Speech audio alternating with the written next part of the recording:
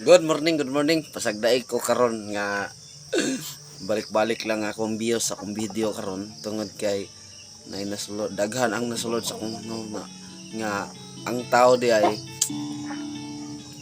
kung nabuhi man ka sa imong gikaon karon diri sa kalibutan, nabuhi ka, nanambok ka sa imong gikaon karon nga pagkaon nga ato ang gikaon diri sa ato ang pisikal, kung nanambok ka useless ra gyapon ang tanan.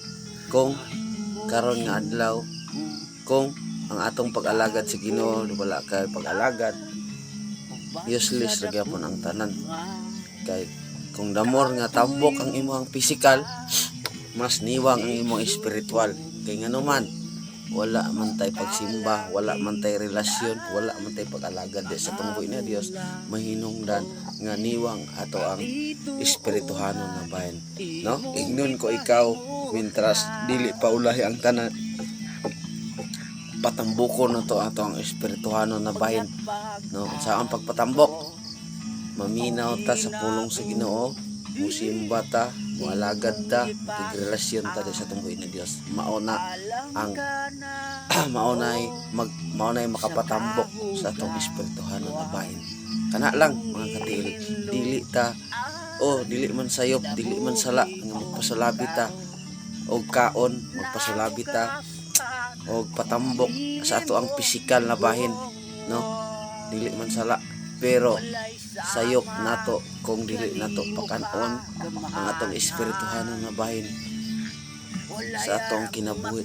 Kay kita tanan tao aning kalibutan na natay tagsa-tagsa nga mga espiritu, no? Kay kini ang espiritu mao ni mo atubang sa judgments sa atong buhi na Dios, no? Mo na nga ay ikaw karon nga naghuna-huna nga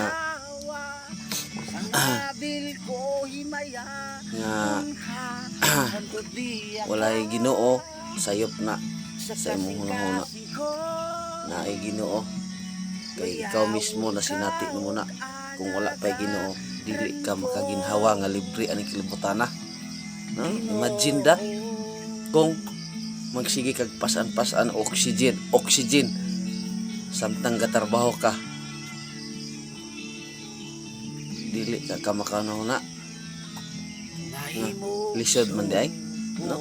Mao na wala kay karapatan nga moingon nga walay Ginoo, kay ikaw mismo na sinati nimo na kay gitagaan kag libre nga gininhawa sa tunggoy na Dios. Mao na kapaga nimo gnaong kung moingon kang walay Ginoo, sayop na gina nimo, ikaw nay manubag sa Ginoo ana. Tungod kay bisan pagbali-balihon aning kalibutan na, samtang naginawa pa kaning kalibutan na, nagpasabot lang nga ang Ginoo na ipagtagad nimo, ang Ginoo na igugma kanimo. Muna timan-i mga katiil, timan-i ginani pag-ayo, kay wala ka pasagdai sa atong buhi na Dios, wala ka abusari sa atong buhi na Dios. Ikaw lang, kita lang nag-abusar sa atong buhi na Dios.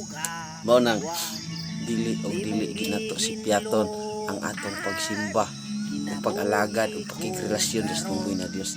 Kay ikaw ug ako, kita ray makabenepisyo anang tanan sa atong pag-alagad sa atong buhi na Dios.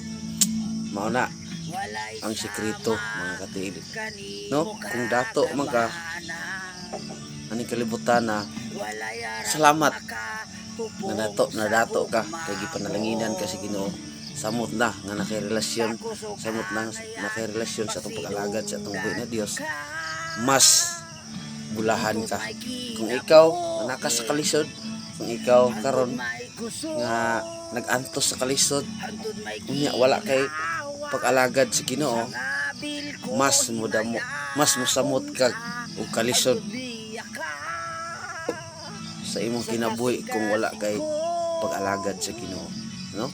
Para sa kuha, lisod man ang akong nasinati aning kalibutan na, pero akong ipanghinambog sa inyo nga once nga mawala man ta aning kalibutan na, kung nakay pagrelasyon, pag-alagad sa atong buhi na Dios, dato ta uban diya sa atong buhi na Dios. Kana lang mga katiil, palihog kog share para daghan lang nakahibalo nga ikaw ug ako higugma ni kasi Ginoo. Kana lang, I love you all. God bless.